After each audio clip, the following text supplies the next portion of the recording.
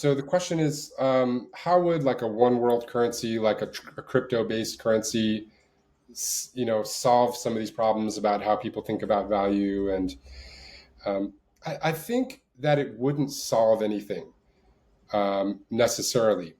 I think ultimately you still have the big players and the whales, as they're called in the crypto world, and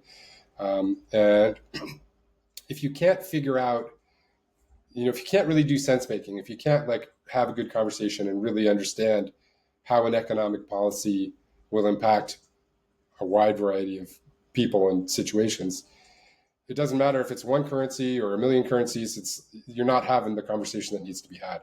You're not thinking clearly, and so it's like, I think crypto is great. I think decentralizing the value, the measure of value, and all of that is great. But ultimately, when the value itself is detached, like when you can kill all the whales and turn them into blubber and statues and stuff, and meat, and because it's more value than a dead whale is of more value than a live whale, until you can solve that problem,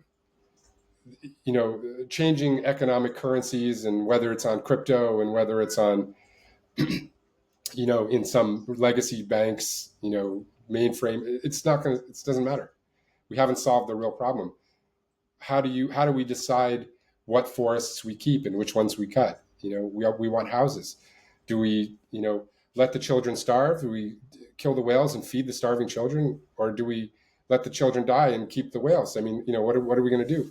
And so until we can actually solve these problems, yeah, the changing economic, so certain economic systems are really problematic to begin with. Like, when a small group of people can really control, the majority of the economic activity in a region or in the world, you're going to tend to have problems.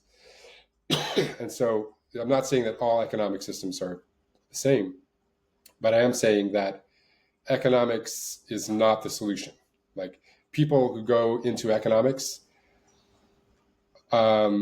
certainly economics is part of it, but there has to be a meta economics that really looks at how energy and matter flows, like around the world, like nutrients, like minerals, and um, energy, like from the sun, flowing into plants and them turning it into higher energy molecules like sugar and fat, and those going into human beings, and all that stuff. Like, we need to think about the physical economics, like the physics of economics, the first principles of economics, and make decisions about how much of the energy do we want and matter do we want to invest in human beings, and how much of it do we need to maintain in the web of life, which does these economic support services like clean the air and clean the water, and diffuse pathogens, and all that kind of stuff. So until we can have those conversations and make some real decisions about whether we're going to just eat the entire planet or not, it doesn't, economics is just very partial. It's very, it's not the big picture.